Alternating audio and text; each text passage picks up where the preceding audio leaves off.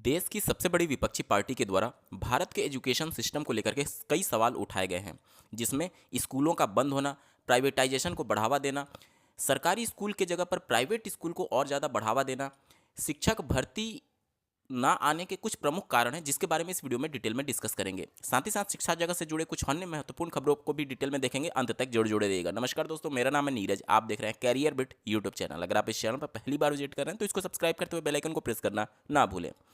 कल के डेट में विपक्षी पार्टी के द्वारा एक ट्वीट किया गया है, आप अपने स्क्रीन पर देख पा रहे होंगे। The national education policy 2020 hides the reality of 3C that haunt Indian education today.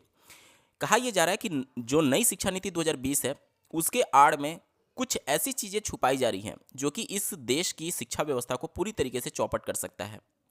पहले सी का मतलब इन्होंने बताया centralization of power with union government. जैसा कि आपको ज्ञात होगा, शिक्षा समवर्ती सूची में जिसके अंतर्गत राज्य सरकार और केंद्र सरकार दोनों को पावर है, उसके संबंध में कानून नियम बनाने के लिए।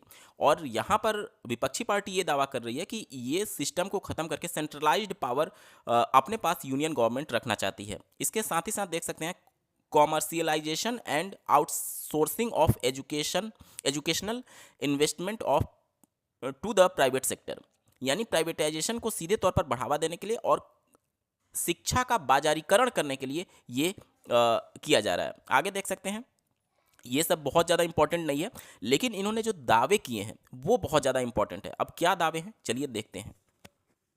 द हिंदू ने इस को जगह दी है एक आर्टिकल के तौर पर, और यहाँ पर जो सबसे चौंकाने वाला दावा है वो आप अपने स्क्रीन पर देख पा रहे होंगे। देखिए, द इशू ऑफ कॉमर्शियलाइजेशन, यहाँ पर जब आप इस कॉलम में नीचे पढ़ेंगे तो देखिए यहाँ पर कहा गया है since 2014 we have seen the closure and consolidation of 89,441 public school across the country and establishment of 42,944 additional private school.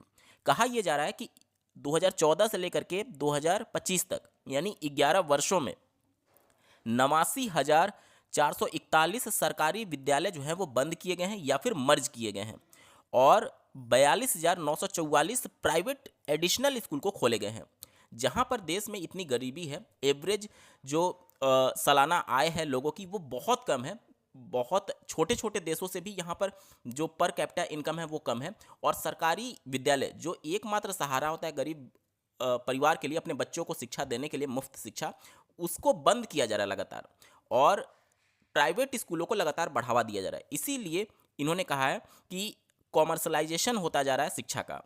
अब यहाँ पर जनसंख्या तो तेजी से बढ़ रही है, लेकिन स्कूल का बंद होना अपने आप में एक चौंकाने वाली बात है। 90,000 के आसपास स्कूल बंद होने का दावा किया जा रहा है इन 11 वर्षों में, और प्राइवेट स्कूल को बढ़ावा दिया जा रहा है। शिक्षा के क्षेत्र में पिछले उत्तर प्रदेश में अगर आप देखेंगे तो पिछले 7 साल से भर्ती ना आने का एक प्रमुख कारण ये भी है, क्योंकि लगातार टीचर रिटायर तो हो रहे हैं।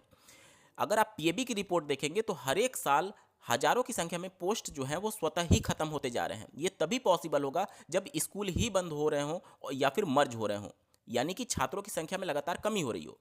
अब सरकार का खुद का दावा होता है कि पिछले कुछ वर्षों में हमारे यहाँ 50 लाख से ज़्यादा रजिस्ट्रेशन हो चुके हैं। 24 मार्च 2025 को उत्तर प्रदेश सरकार ये दावा करती है, आप अपने स्क्रीन पर देख पा रहे होंगे, जिस प्रदेश में कुछ लोग नकल को जनसिद्ध अधिकार मानते थे, आज वहाँ नकल विहीन परीक्षाएं हो रही हैं।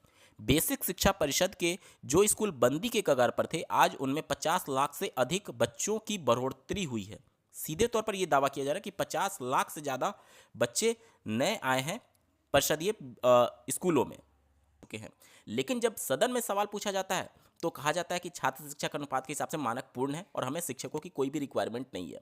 ये कहीं ना कहीं आंकड़ों के साथ खेला जा रहा है, और निश्चित तौर पर इस पर बहस होनी आज के डेट में बहुत ज़्यादा जरूरी है, क्योंकि शिक्षा ही एकमात्र वो उपाय है जिससे लोगों को अवेयर किया जा सकता है। अपने अधिकारों के बारे में लोग जानते हैं, लेकिन जिस तरीके से स्कूलों को बंद और मर्ज करने को लेकर के मीडिया में या फिर समय समय पर खबरें प्रकाश में आती हैं, लेकिन सरकार उन सभी चीज़ों से इनकार कर देती है। कहीं ना कहीं अब उस पर खुल करके बात करने की ज़रूरत है।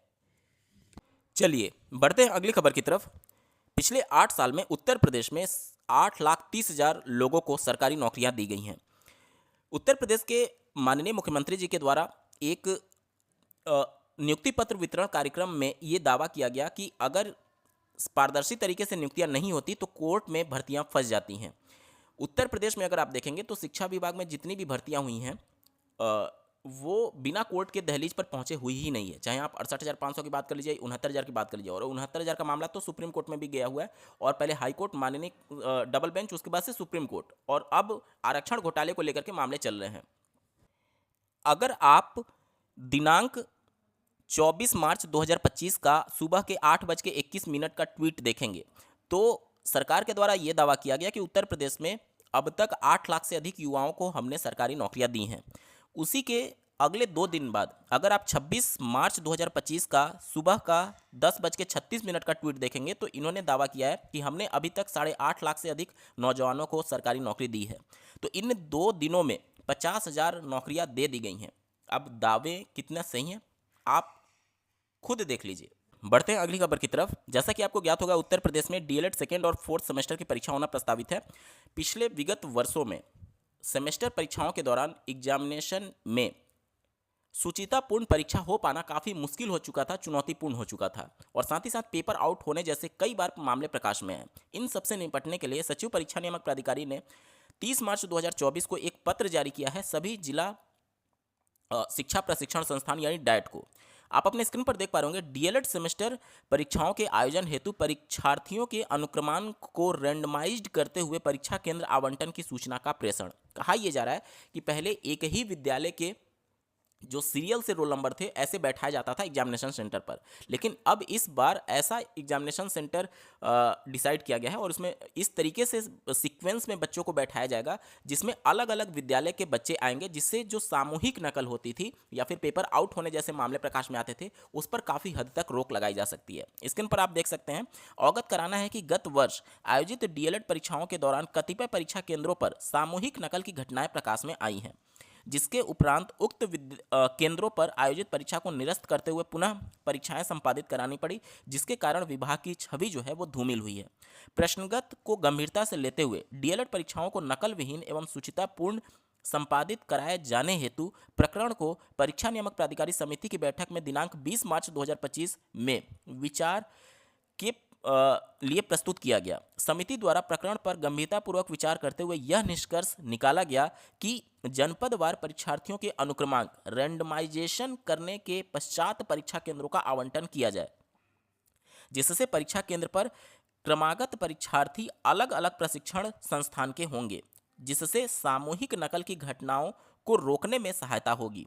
समिति द्वारा लिए गए निर्णय के क्रम में प्रस्तावित डीएलएड द्वितीय एवं चतुर्थ सेमेस्टर की परीक्षा के अनुक्रमांक रैंडमाइजेशन करने के पश्चात परीक्षा केंद्रों का आवंटन की कार्यवाही संपादित की गई है, अतः उपरोक्त के अवगत होने का कष्ट करें। तो बहुत अच्छा कदम है पीएनपी के द्वारा, क्योंकि नो डाउट विगत वर्षों में देखा गया है कि पेपर आउट होते हैं और निश्चित तौर पर जेन्युइन कैंडिडेट आगे निकल नहीं पाते पेपर आउट होने की वजह से, और बहुत चीज़ें इस तरीके की चलती हैं डीएलएड में। इस वजह से ये बहुत अच्छा कदम है कि अलग अलग विद्यालयों के रोल नंबर वाले कैंडिडेट एक ही कक्षा में बैठेंगे, जिससे थोड़ी हद तक ही सही लेकिन रोक लगाई जा सकती है। चलिए बढ़ते हैं अगली खबर की तरफ। अप्रैल में दिनांक 16 और 17 तारीख को 6 जिलों में असिस्टेंट प्रोफेसर भर्ती परीक्षा आयोजित की जाएगी। शिक्षा सेवा चयन आयोग के माध्यम से ये पहली भर्ती परीक्षा होने जा रही है। देखना होगा कि आयोग के लिए ये कितना चुनौतीपूर्ण होता है, क्योंकि इसके बाद टीजीटी पीजीटी की वैकेंसी के लिए परीक्षा का आयोजन कराना, इसके अलावा यूपी टेट की परीक्षा का आयोजन कराना, ये महत्वपूर्ण जिम्मेदारियां होंगी आयोग के ऊपर। चूंकि कैंडिडेट की संख्या इस असिस्टेंट प्रोफेसर की भर्ती में कम है, इस वजह से पहली परीक्षा ये आयोजित कराई जा रही है। अब यहाँ पर जो एग्जामिनेशन सेंटर बनाए गए हैं वो मंडल स्तर पर बनाए गए हैं, और जिन मंडल में केंद्र नहीं है वहाँ की महिला परीक्षार्थियों के केंद्र जो हैं वो नज़दीकी मंडल में बनाए गए हैं। तो टोटल अगर हम लोग बात करें तो 1017 पद थे, जिसके सापेक्ष 16 और 17 अप्रैल को मंडल मुख्यालय के 6 जिलों में ये परीक्षा का आयोजन किया जा रहा है। इस परीक्षा में सम्मिलित होने वाले सभी अभ्यर्थियों को बहुत बहुत ढेर सारी शुभकामनाएं। तो ये थी आज की कुछ प्रमुख खबरें। ऐसे ही महत्वपूर्ण अपडेट के लिए इस चैनल को सब्सक्राइब करना ना भूलें। इस वीडियो को देखने के लिए आपका बहुत बहुत धन्यवाद। भगवान करे आपका दिन शुभ हो।